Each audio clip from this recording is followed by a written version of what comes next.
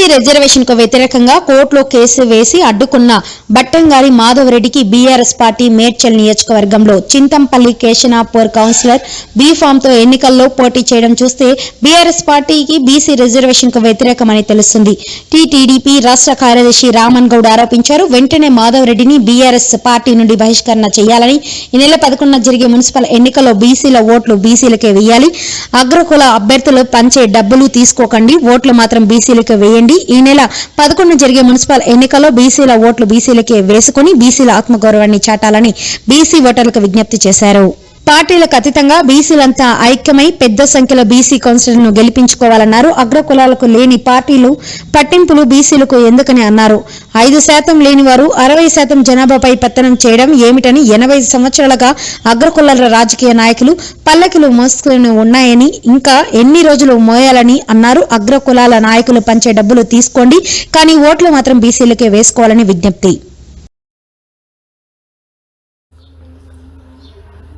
సోదరులందరికీ నమస్కారం. ఈరోజు తెలంగాణ రాష్ట్రంలో మున్సిపల్ ఎన్నికలు జరుగుతున్నాయి.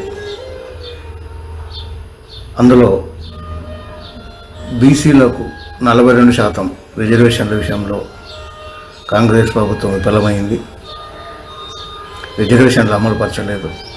కానీ ఒక విషయం, అన్ని రాజకీయ పార్టీలు 53% మించి రిజర్వేషన్ కల్పించడం అంటే పార్టీ పరంగా కల్పించడం సంతోషకరమైన విషయం.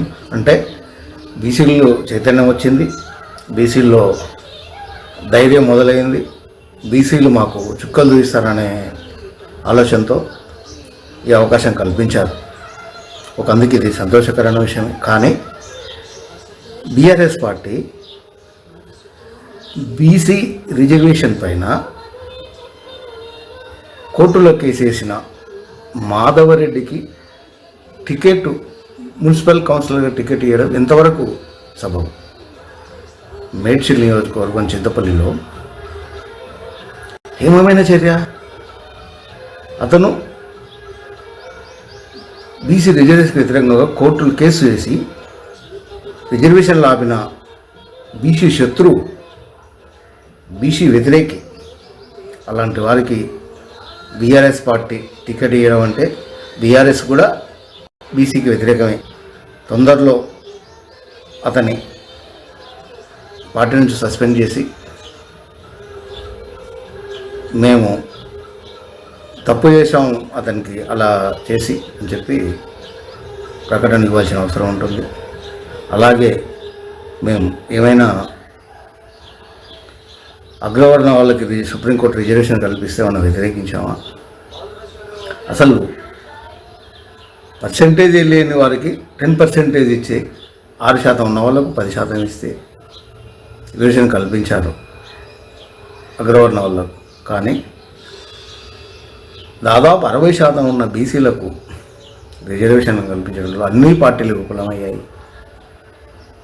అసలు బీసీ రిజర్వేషన్ తెచ్చింది తెలుగుదేశం. బీసీలకు ఈరోజు రాజ్యాధికారం కల్పించి తెలుగుదేశం.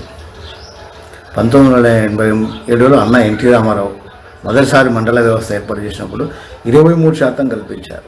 ఆ తర్వాత చంద్రబాబు నాయుడు 2000 సంవత్సరంలో 33% చేశారు. ఈరోజు బీసీలకు అన్యాయం జరుగుతుంది. ప్రజలారా ఆలోచించండి, బీసీల వైపు మళ్ళండి. రాజకీయ పార్టీలు కూడా బీసీలను చిన్న చూపు చూడొద్దండి, బీసీలకు రిజర్వేషన్ చేయండి.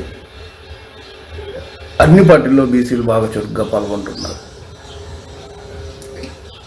అందుకంటే ముఖ్య ఉద్దేశం ఏంటంటే ఈ మాధవరెడ్డిని తొందరలో సస్పెండ్ చేయాల్సిన అవసరం బీఆర్ఎస్కి ఉంది. లేదంటే రాష్ట్ర వ్యాప్తంగా బీసీ సోదరులరా, రాష్ట్ర వ్యాప్తంగా బీఆర్ఎస్కి వ్యతిరేకంగా పనిచేయండి, బీఆర్ఎస్కు బుద్ధి చెప్పండి.